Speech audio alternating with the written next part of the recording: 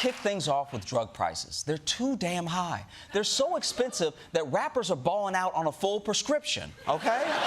Singles are dropping like, I gotta drop top bins and a multiply Alexa Pro. Now, President Trump made big promises about lowering drug prices once he got into office, but all the haters said he was never actually gonna get it done. Well, guess what, haters?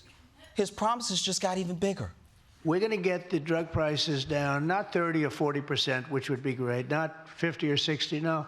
We're going to get them down 1,000%, 600%, 500%, 1,500%, numbers that are not even thought to be achievable.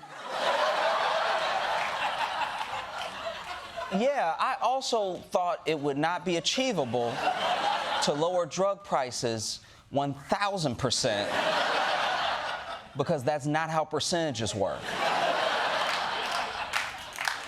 Just so you understand, lowering drug prices 100% means it's free. Lowering it past that means they're gonna give you money.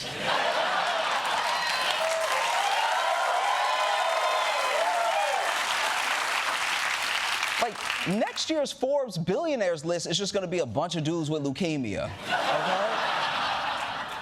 On the bright side, we're actually gonna be bankrupting insurance companies instead of the other way around, you know?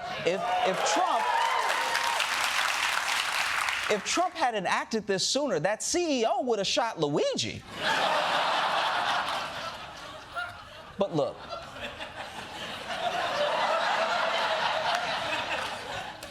Trump actually does have a plan here. It's not to put a cap on the drug prices. That'd be too easy and simple. We're working very hard right now to get the other countries to lift up their prices a little bit and to get the drug companies to put it to them. And if they don't, the drug companies will have a lot of problems, and they are mostly agreed to it.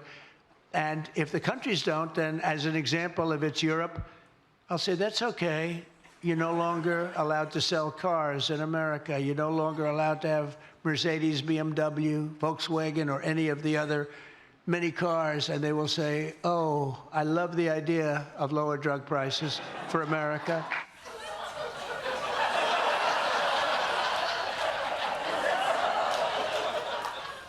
So the plan, just so I have it right, is to lower drug prices here by forcing Europe to raise drug prices over there, or they can't sell us their cars, reducing our choices as consumers and making cars in general more expensive for everybody. And I know it's very confusing, but I've seen this before. This is crackhead logic, all right?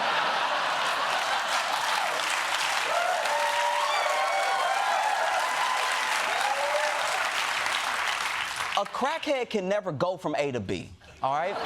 When I was a kid, I'd see a dude who needed $15, but instead of asking for money, he would try to sell you a tire, which of course he didn't have, but he did have a bike chain, and if you would buy that bike chain from him for $12, he would put that towards the tire, and then one day, eventually, buy crack.